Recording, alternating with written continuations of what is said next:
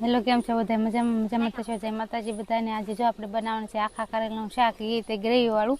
તો હું આખા કારેલાનું શાક કેવી રીતના બનાવ્યું તો વિડીયો પૂરો જોજો, અને વિડીયો ગમે તો લાઈક, શેર અને સબસ્ક્રાઈબ જરૂર કરજો.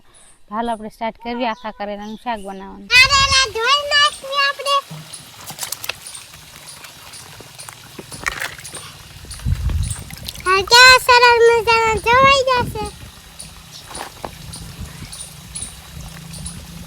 આપણે જો કારેલા ધોઈ નાખ્યા હતા, તો આપણે એની છાલ ઉતારી નાખશું.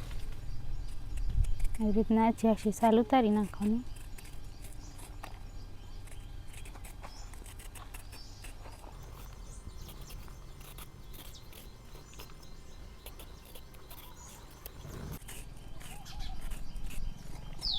એવી રીતના આપણે છાલ ઉતારી નાખવાની છે બધા કારેલા.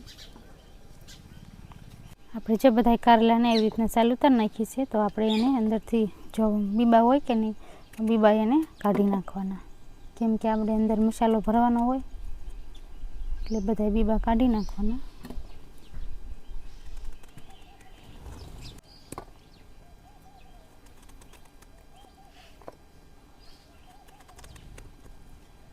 એવી રીતના શીરું કરી નાખીએ છીએ, તો આપણે એના અંદરથી બીબા કાઢી નાખશું.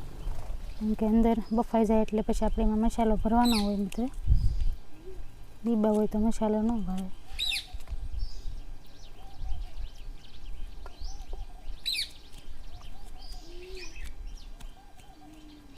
જોઈ શકો છો, આવી રીતના આપણે બીબા કાઢી નાખવાના છે.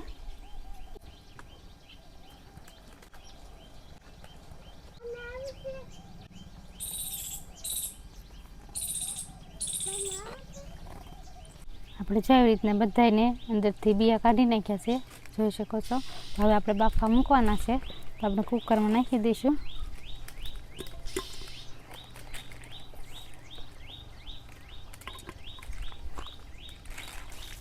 આપણે જો બાફામાં મીઠું નાખી દઈએ એટલે કડવા ઓછા લાગે.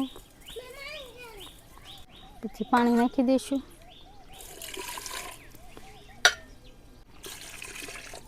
આપણે તો બાફા મૂકી દઈશું.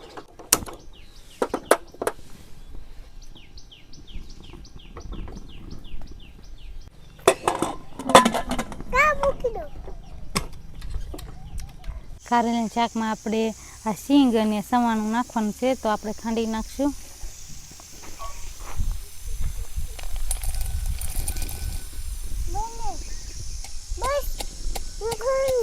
આપણે જો ખારી સિંગ ખંડાઈ ગઈ છે, તો આપણે એને ખાટિયામાં કાઢી લઈશું. હવે આપણે ખાંડવાનું છે સવાણું, તો સવાણું ખાંડી નાખશું.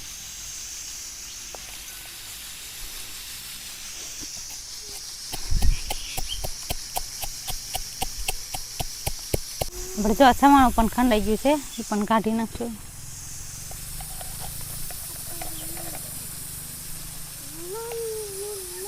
શાક બનાવવાનું છે, તો આપણે ડુંગળી અને ટમેટું નાખવાનું છે, તો આપણે મોળી નાખશું. પહેલાં તો ડુંગળી મોળી નાખવી.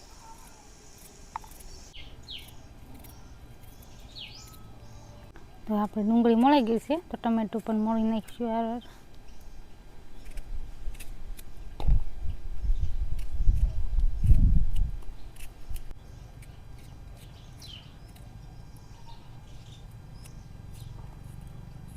આપણે હાર કોથમરી પણ મોળી નાખશું.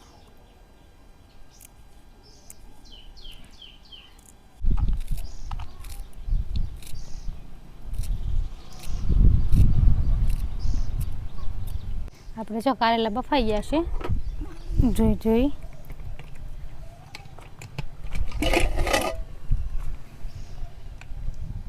આપણે જો કારેલા બફાઈ ગયા છે, તો આપણે એને ડીશમાં કાઢી લઈશું.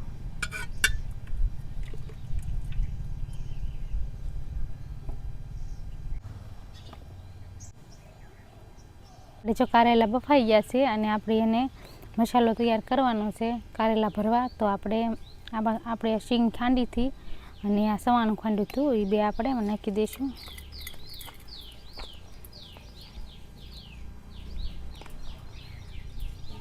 મસાલો બનાવીને આપણે કારેલા ભરવાના છે. પછી બધા મસાલા નાખી દઈશું. પહેલાં તો ધાણા જીરું, હિંગ, હળદર, સ્વાદ પ્રમાણે મીઠું અને ખાંડેલું મરચું. તો આપણે એમાં તેલ નાખી દઈશું અને થોડી કોથમરી નાખી દઈશું. આપણે હવે આ બધું મિક્સ કરી લઈશું.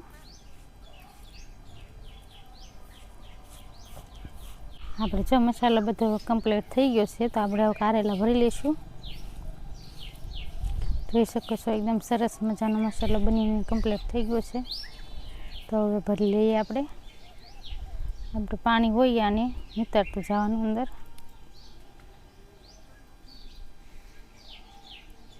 આવી રીતના આપણે ભરી લેવાના કારેલા.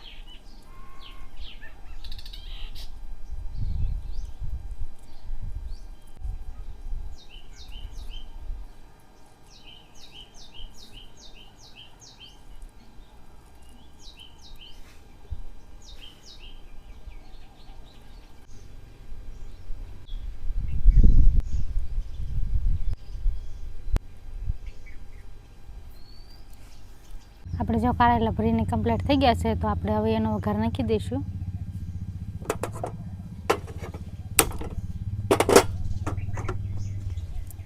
આપણે તેલ નાખી દઈએ.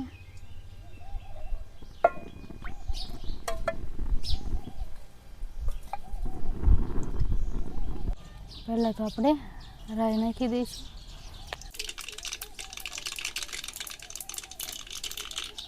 તો રાઈ કકડી ગઈ છે, તો આપણે જીરું નાખી દઈએ. તો આપણે આ ડુંગળી મળી હતી એ પણ નાખી દઈશું.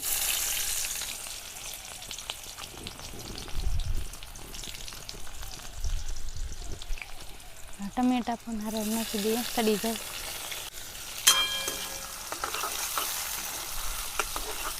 આપણે જે ડુંગળીને ટમેટા બે ચડી ગયું છે એકદમ સરસ. તો આપણે હવે બધા મસાલા એમાં નાખી દઈશું. આપણે ધાણા જીરું નાખી દઈશું, હળદર, હિંગ, મીઠું સ્વાદ પ્રમાણે. આપણે મરચું નાખી દઈશું.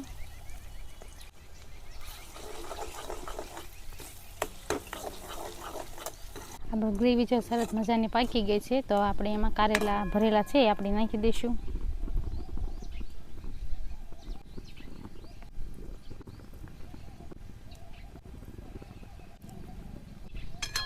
અને હલાવશું. તો આપણે એમાં થોડું પાણી નાખી દઈશું.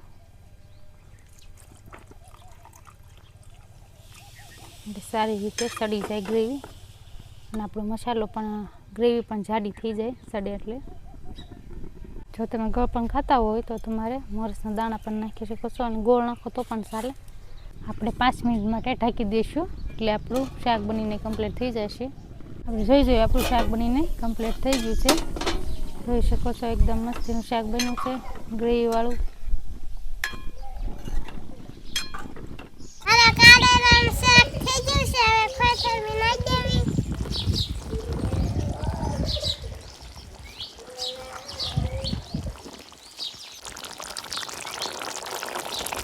આપણે જો કારેલાનું શાક બનીને કમ્પ્લીટ થઈ ગયું છે. તેને આ રોટલા પણ બનાવીને ખાતા, શાક છે, ડુંગળી છે, મરચું છે. તો હાલો બધાય કારેલાનું શાક ખાવા. અને અમને શાક તમને કેવું લાગ્યું એ કમેન્ટમાં કહેજો. વિડીયો અમારો પસંદ આવે તો લાઈક, શેર અને સબસ્ક્રાઈબ જરૂર કરજો. તો હવે આપણે મળશું નેક્સ્ટ વિડીયોમાં. ત્યાં સુધી બાય બાય.